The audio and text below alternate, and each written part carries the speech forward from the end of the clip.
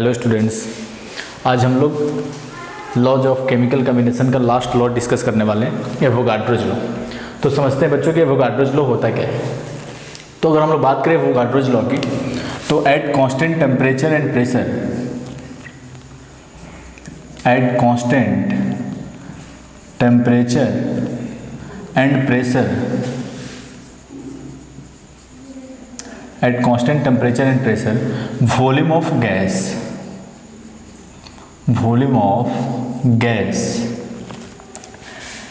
is directly proportional to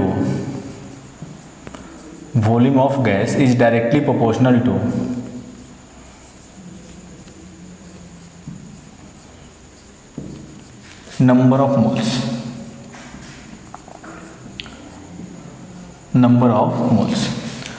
तो constant temperature और pressure पे किसी भी गैस का जो वॉल्यूम होता है वो नंबर ऑफ मोल्स के डायरेक्टली प्रोपोर्शनल होता है। तो मैथमेटिकली अगर हम लोग बात करें यहाँ पे,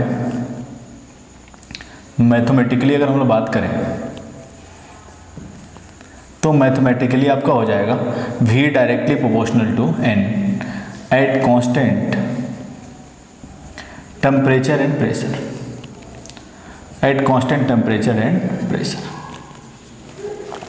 तो at constant temperature and pressure volume of gas is directly proportional to number of moles. और वॉल्यूम नंबर ऑफ मोल्स के डायरेक्टली प्रोपोर्शनल है, तो we can use volume instead of number of moles. We can use volume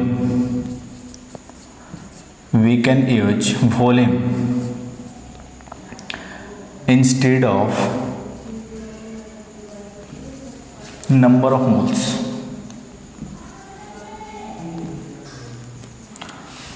तो according to Avogadro's law volume moles के directly proportional है, तो हम लोग वॉल्यूम की जगह मोल्स को यूज कर सकते हैं और मोल्स को वॉल्यूम की जगह यूज कर सकते हैं at constant temperature and pressure.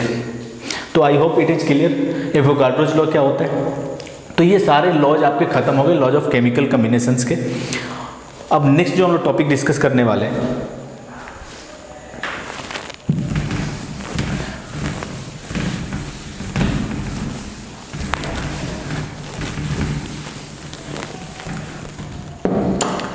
Next जो टॉपिक हम लोग डिस्कस करने वाले हैं, एटॉमिक मास।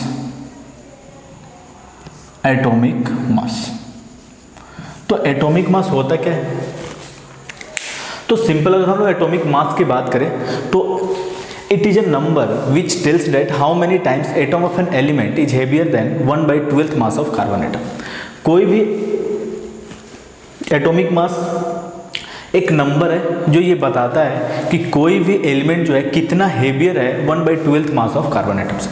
तो अगर हम लोग डेफिनेशन की यहाँ पे बात करें, एटॉमिक मास के डेफिनेशन की, तो यहाँ पे सिंपली हम लोग लिख सकते हैं it is a number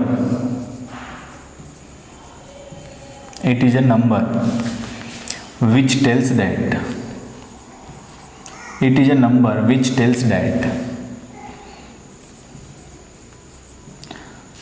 how many times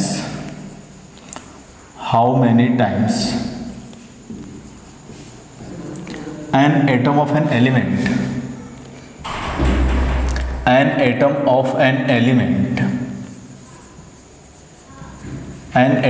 element is heavier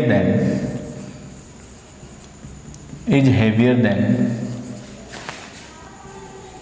1/12 mass of 1 carbon atom. तो एटॉमिक मास सिंपली एक नंबर होता है जो बताता है आपको कि कोई भी एटम जो है कितना हेवियर है 1/12 मास ऑफ 1 कार्बन एटम से। जैसे हम लोग यहाँ पे बात करें, अगर सिंपली अगर हम लोग एक एग्जांपल ले लें कि मास ऑफ ऑक्सीजन की अगर हम बात करें, मास ऑफ ऑक्सीजन, तो ऑक्सीजन का मास आप लोग जानते हैं 16। तो how many times the mass of oxygen is heavier than 1/12 mass of carbon atom, 1/12 mass of 1 carbon atom. तो ऑक्सीजन जो है कितना हेवियर है 1/12 मास ऑफ कार्बन एटम से, this is the mass of oxygen. और भी एग्जांपल आप ले सकते हैं, मास ऑफ सोडियम ले लें, तो sodium how many times sodium is heavier than 1/12 mass of one carbon atom, this is the mass of sodium. और 1/12 मास ऑफ कार्बन एटम को हम लोग जो लिखते हैं, this is the atomic mass unit, this is the atomic mass unit या MU, या और हम लोग यूनिफाइड यूनिट भी बोल सकते हैं, यूनिफाइड यूनिट। तो 1/12 मास ऑफ कार्बन एटम जो इक्वल होता है एटॉमिक मास यूनिट या 1 mu के इक्वल होता है। अब 1 mu इज इक्वल टू, अगर हम लोग बात करें तो 1 mu इज इक्वल टू हम लोग लिख सकते हैं यहाँ पे 1/12 मास ऑफ 1 कार्बन एटम।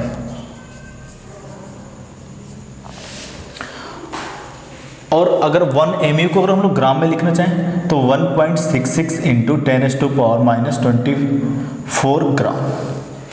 तो 1 mu is equal to 1/12 mass of carbon atom is equal to 1.66 × 10⁻24 gram 1 mu को हम लोग लिख सकते हैं। तो सिंपली एटॉमिक मास में कंफ्यूज नहीं होना है। एटॉमिक मास एक नंबर है जो बताता है कि कोई भी एटम जो है कितना हेवियर है 1/12 मास ऑफ कार्बन एटम से। तो I hope it is clear. Next हम लोग स्टार्ट कर रहे हैं।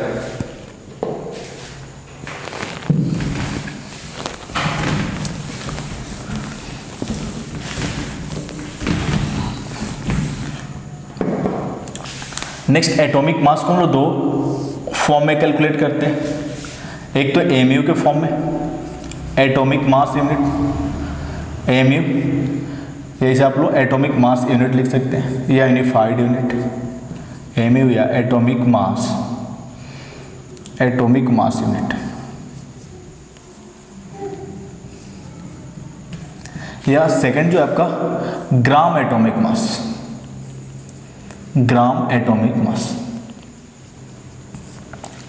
तो एटॉमिक मास यूनिट और ग्राम एटॉमिक मास की अगर हम लोग बात करें तो दोनों के मैग्नीट्यूड जो होता है, ग्राम एटॉमिक मास और mu का मैग्नीट्यूड जो होता है वो सेम होता है, बट इनका रिप्रेजेंटेशन जो है वो डिफरेंट है।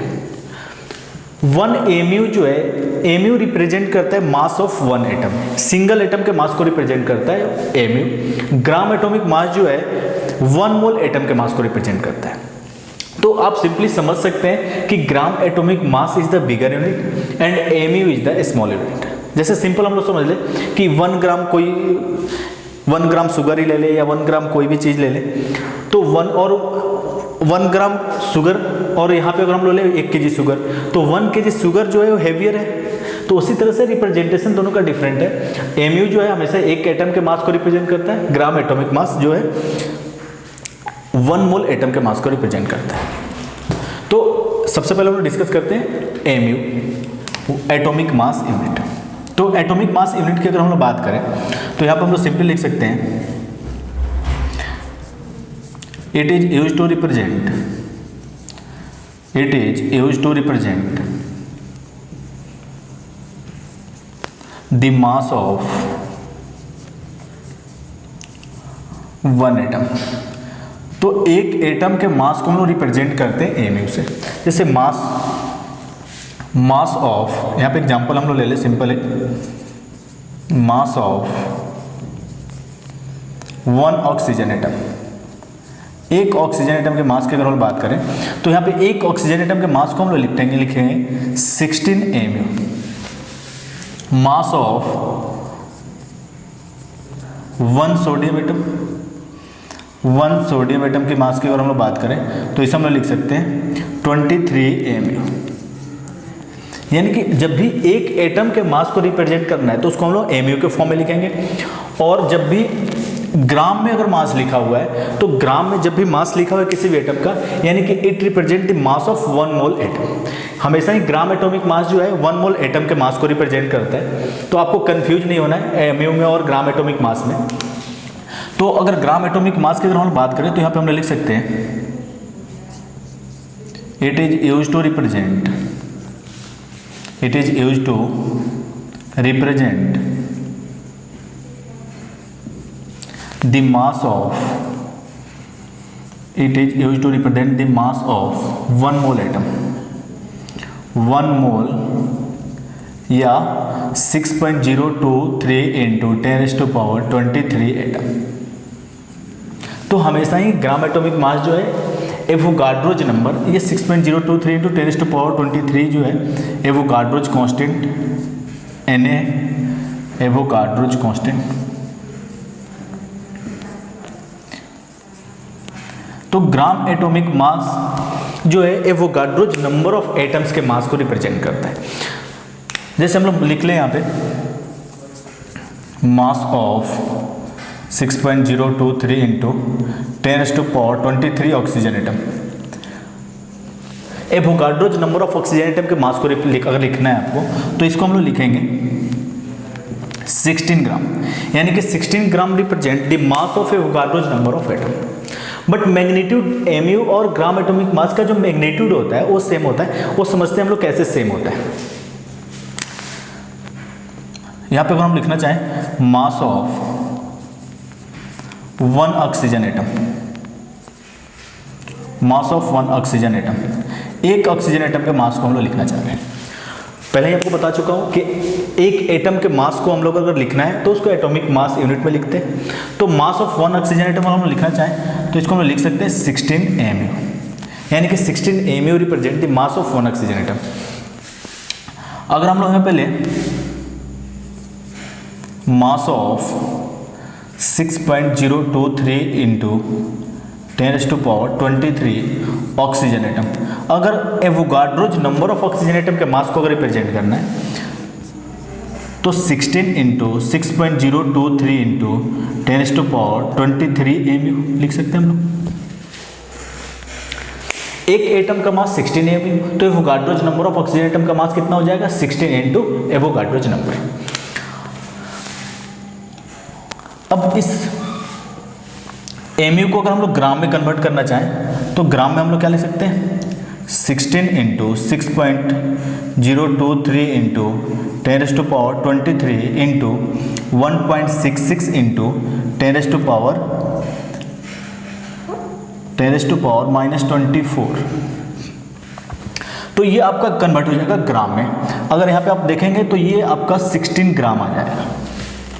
तो मैग्नीट्यूड सेम है, चाहे आप इसे mu में लिखें या ग्राम में लिखें, मैग्नीट्यूड हमेशा ही सेम होता है, बट रिप्रेजेंटेशन डिफरेंट है। 16 gram of oxygen represent the mass of Avogadro's number of oxygen atom, but 16 mu represent the mass of one oxygen atom. तो ग्राम और mu में आपको कंफ्यूज नहीं होना है, सिंपल है, दोनों को समझना है। एक एटम के मास को हम लोग mu में लिखते हैं और एवोगाड्रोज नंबर ऑफ एटम्स के मास को हम लोग ग्राम में। तो I hope it is clear. Next atomic mass आप समझ गए होंगे और बहुत इजी भी है, ये आप पहले भी पढ़ चुके हैं कि ग्राम एटॉमिक मास mu सारी चीज़ें।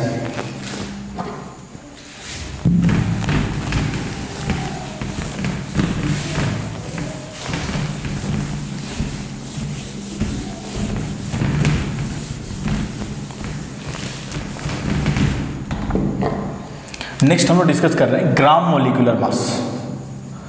ग्राम मोलिकुलर मास, ग्राम मोलिकुलर मास। तो किसी भी मोलिक्यूल का मास क्या होगा, ग्राम मोलिकुलर मास क्या होगा। तो सिंपली अगर हम लोग बात करें तो इसे हम लोग लिख सकते हैं ग्राम मोलिकुलर मास को इट इज डिफाइंड एज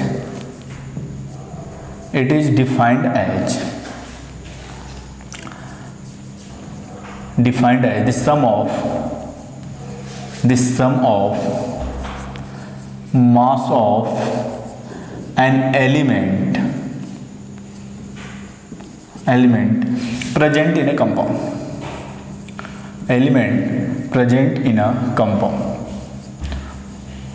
तो जो कंपाउंड में एलिमेंट्स प्रेजेंट हैं उनके मासेस का जो सम होता है वही आपका मोलिकुलर मास या ग्राम मोलिकुलर मास होता है। जैसे सिंपल एक एग्जांपल ले लें, NH3 का आपको मास चाहिए, तो NH3 जो आपका यहाँ पे बना है मॉलिक्यूल, जो NH3 मॉलिक्यूल आपका बना है वो नाइट्रोजन और हाइड्रोजन से मिलकर बना है। तो अगर हम लोग बात करें नाइट्रोजन की, तो नाइट्रोजन का मास आपको पता ही है, नाइट्रोजन का जो मास होता है 14 ग्राम, और हाइड्रोजन का मास आपको पता ही है 1 ग्राम, और 3 हाइड्रोजन है तो 3, यानी कि 17 ग्राम हो जाएगा। तो किसी भी मॉलिक्यूल्स में आपको अगर मास कैलकुलेट करना है तो एलिमेंट का मासेस का जो सम होता है, this is the molecular mass. जैसे कि और एग्जांपल ले लें हम लोग H2SO4, तो यहाँ पे हम ले सकते हैं कि mass of hydrogen 2 gram, mass of sulphur 32 gram, plus mass of oxygen जो हो जाएगा 16 × 4 64, यानी कि 98 ग्राम। तो इस तरह से आप किसी भी मॉलिक्यूल्स का मास कैलकुलेट कर सकते हैं। एलिमेंट के मासेस का सम अगर हम ले लें तो आपको मॉलिक्यूलर मास मिल जाएगा। तो I hope it is clear. बहुत ही ईजी है, आप ऑलरेडी पढ़ चुके हैं 9th क्लास में, तो इसलिए हम लोग ज़्यादा इस पर टाइम कंज्यूम नहीं करेंगे अपना। जो इंपॉर्टेंट टॉपिक है आपका मोल कैलकुलेट कैसे करते हैं, सारी चीज़ें वो इंपॉर्टेंट है, वहाँ से क्वेश्चंस आते भी हैं और उनका एप्लीकेशंस भी काफ़ी ज़्यादा है, तो उस पर हम लोग ज़्यादा फोकस करेंगे। और इसे भी समझना है, इसे स्किप नहीं करना है। ऐसा नहीं है कि ये इंपॉर्टेंट नहीं है, ये भी उतना ही इंपॉर्टेंट है, लेकिन आप ऑलरेडी पढ़ के आए तो इसलिए आप इजीली इसको समझ पाएंगे। ठीक है, नेक्स्ट हम लोग डिस्कस करते हैं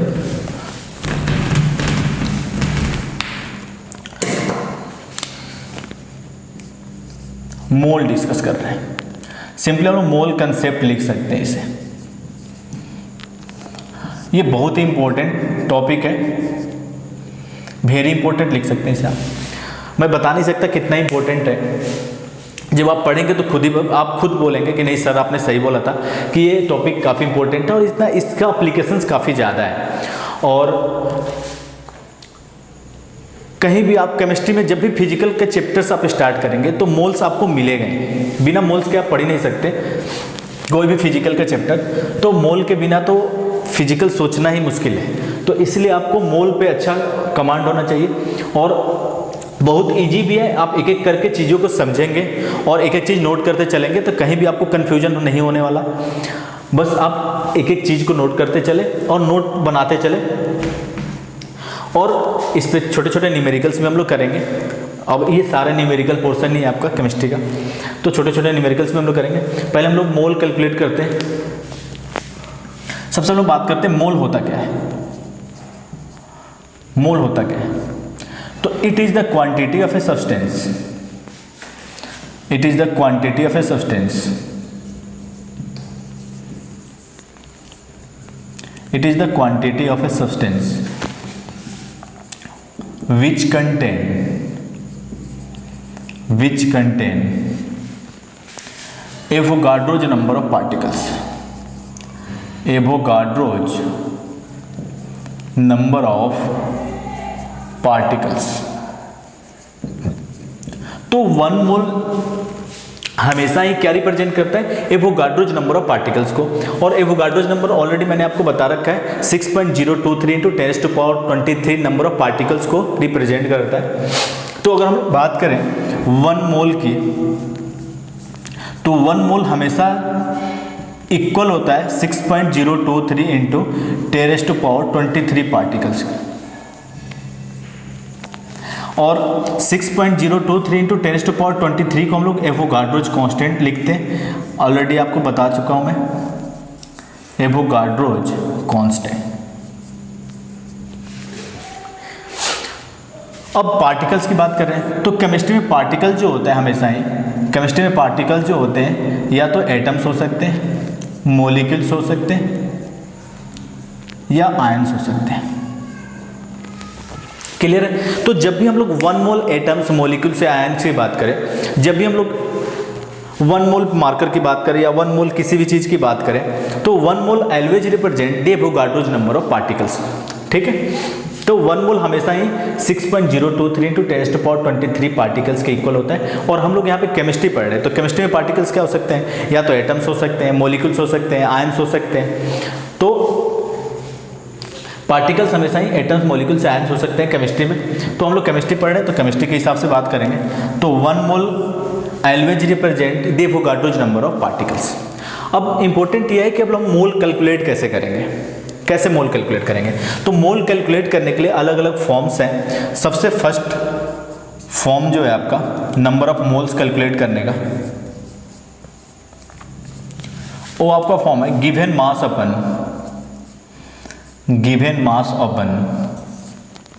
मोलर मास, गिवन मास अपन मोलर मास। अब मोलर मास क्या होता है?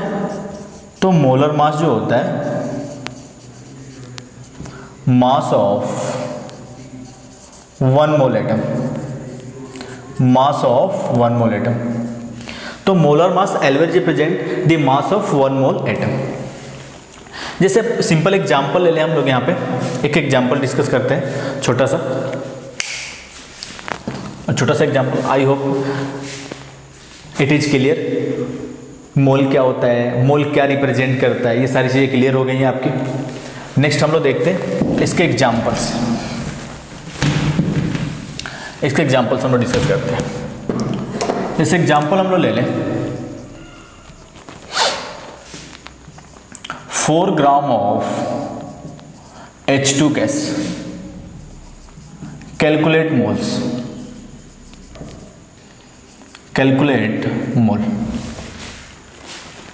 तो 4 ग्राम अगर हाइड्रोजन गैस है तो उसके मोल कितने होंगे? तो सिंपल है, नंबर ऑफ मोल कैलकुलेट करना है, नंबर ऑफ मोल कैलकुलेट करना है। मास आपको गिवन है, वो गिवन मास कितना है 4 ग्राम, अपन मोलर मास हाइड्रोजन का आपको पता ही है 2 ग्राम, यानी कि 2 मोल हो जाएंगे। वैसे भी और भी बहुत सारे एग्जांपल्स दे सकते हैं। 32 gram of O2, calculate mole, calculate mole. तो इजी है, नंबर ऑफ मोल्स कैलकुलेट करना है आपको, गिवन मास अपन मोलर मास। और मोलर मास आपको पता ही है, ऑक्सीजन का मोलर मास जो होता है 16 और 2 ऑक्सीजन है तो 32, 1/8। सॉरी 32 ग्राम मास गिवन है तो 32/32 यानी कि 1 मोल आ जाएगा। तो बहुत ही इजी है, जब भी किसी मॉलिक्यूल्स एटम से आयंस का मास गिवन हो तो उसके मोलर मास से आप डिवाइड कर देंगे तो नंबर ऑफ मोल्स आपको मिल जाएगा। ये तो फर्स्ट फॉर्म है किसी भी एटम्स मॉलिक्यूल से आयंस का मोल कैलकुलेट करने का। और भी सेम 2 डिफरेंट फॉर्म है इसके, वो भी हम लोग डिस्कस करते हैं यहाँ पे।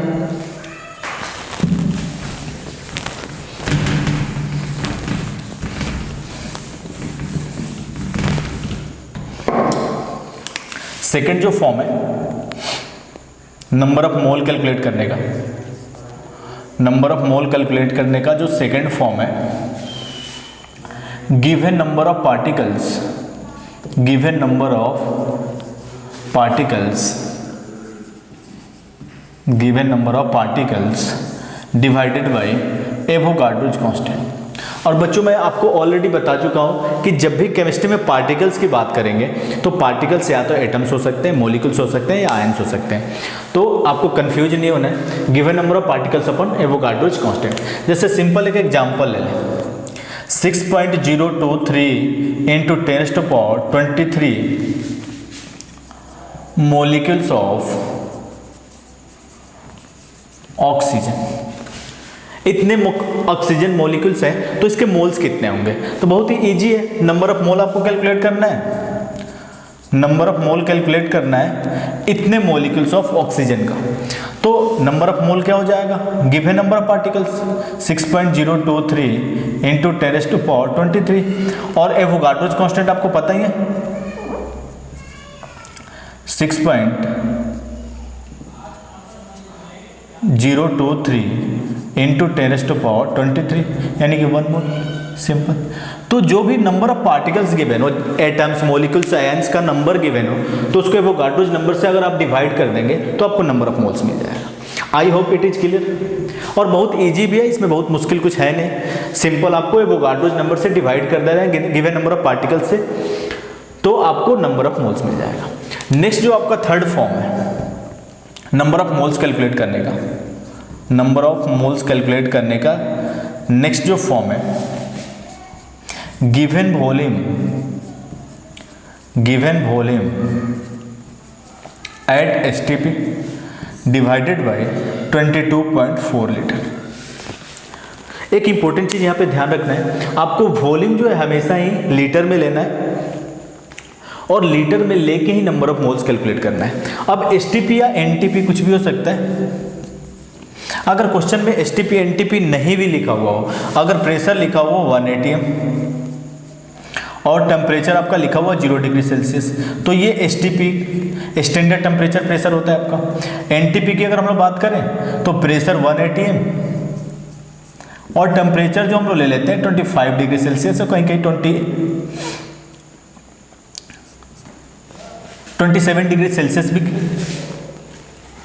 दिया होता है, तो आपको कंफ्यूज नहीं होना है। और अगर इस टेम्परेचर को हम लोग केल्विन में लिखना चाहें तो 273 अगर इसमें ऐड कर दें तो हम लोग को ये टेम्परेचर केल्विन में मिल जाएगा।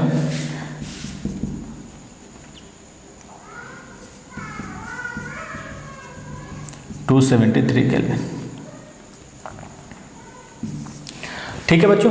तो कहीं प्रेशर अगर आपको 1 atm और टेम्परेचर 0 डिग्री सेल्सियस या 273 केल्विन दे रखा है, या प्रेशर 1 atm 25 डिग्री सेल्सियस या 298 केल्विन दे रखा है, तो एट एसटीपी एनटीपी पे बात हो रही है। आपको ये समझना है और समझना बहुत इजी भी है। तो जब भी आप नंबर ऑफ मोल्स कैलकुलेट करेंगे और आपको वॉल्यूम गिवन होगा, तो ये वॉल्यूम आपको हमेशा ही लीटर में रखना है। जैसे एक एग्जाम्पल हम लोग ले लें simple, 67.2 litre of H2 gas, तो इसके मोल्स कितने होंगे? इतना लीटर अगर H2 गैस है तो इसके मोल्स कितने होंगे? तो बहुत इजी है, नंबर ऑफ मोल्स आपको कैलकुलेट करना है। नंबर ऑफ मोल्स आपको कैलकुलेट करना है। तो गिवन वॉल्यूम एट एसटीपी, तो एक बच्चों इंपॉर्टेंट चीज यहाँ पे ध्यान रखना है, वॉल्यूम आपका एसटीपी पे नहीं है तो इसको एसटीपी में कर लेते हैं, एट एसटीपी। तो 67.2 डिवाइडेड बाई 22.4, तो ये आपको 3 मोल मिल जाएगा। तो अगर 67.2 लीटर H2 गैस का है तो उसके मोल्स कितने होंगे? 3 मोल्स होंगे। तो I hope it is clear. तो ये 3 डिफरेंट फॉर्म है मोल कैलकुलेट करने के लिए। अगर आपको मास गिवन हो तो मोलर मास से आप डिवाइड कर देंगे तो नंबर ऑफ मोल्स मिल जाएगा। अगर आपको नंबर ऑफ पार्टिकल्स गिवन हो एवोगाड्रो नंबर से डिवाइड कर देंगे तो नंबर ऑफ मोल्स मिल जाएगा। अगर आपको वॉल्यूम गिवन हो एसटीपी एनटीपी पे तो 22.4 लीटर से अगर डिवाइड कर देंगे तो आपको नंबर ऑफ मोल्स मिल जाएगा। तो ये अलग अलग 3 डिफरेंट फॉर्म है मोल कैलकुलेट करने के लिए। और आई होप कि आप समझ गए होंगे कि मोल्स कैसे कैलकुलेट करते हैं और ये मोल कैलकुलेट करना काफ़ी इजी भी है। नेक्स्ट एक इम्पोर्टेंट चीज़ हम लोग यहाँ पर डिस्कस कर रहे हैं, ये न्यूमेरिकल्स सॉल्व करने में काफ़ी हेल्प करेगा आपको। ये न्यूमेरिकल सॉल्व करने में काफ़ी हेल्प करेगा। जैसे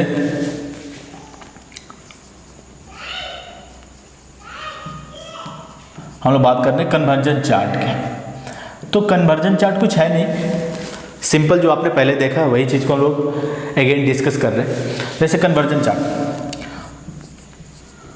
अब मोल को हम लोग मोल से वॉल्यूम कैसे कैलकुलेट कर सकते हैं, मास कैसे कैलकुलेट कर सकते हैं, नंबर ऑफ पार्टिकल्स कैसे कैलकुलेट कर सकते हैं, तो सारी चीज़ें हम लोग यहाँ पे देख रहे हैं। अगर मोल से आपको मास चाहिए, मोल से मास अगर चाहिए आपको, तो आपको पता ही है कि मोल इज इक्वल टू क्या होता है, गिवन मास अपन मोलर मास। तो आपको मास चाहिए तो और आपको मोल पता है, तो मोल में अगर हम लोग मोलर मास से मल्टीप्लाई कर दें तो आपको मास मिल जाएगा। और मास से आपको अगर मोल चाहिए तो मोलर मास से अगर हम लोग डिवाइड कर दें तो हम लोग को मोल्स मिल जाएगा। नेक्स्ट अगर हम लोग यहाँ पे देखें वॉल्यूम एट एसटीपी एनटीपी की बात करें, तो मोल से आपको वॉल्यूम चाहिए, तो सिंपल है, मोल इज इक्वल टू क्या होता है, given volume at STP divided by 22.4। तो आपको वॉल्यूम चाहिए, मोल से आपको चाहिए वॉल्यूम, तो मोल से अगर हम लोग मल्टीप्लाई कर दें, मल्टीप्लाइड बाई 22.4 से 22.4 लीटर से, तो आपको वॉल्यूम एट एसटीपी मिल जाएगा, एसटीपी या एनटीपी। और वॉल्यूम एट एसटीपी या एनटीपी से आपको मोल चाहिए, तो अगर डिवाइड कर दें हम लोग 22.4 लीटर से तो आपको मोल मिल जाएगा। सेम एज इट इज अगर हम लोग बात करें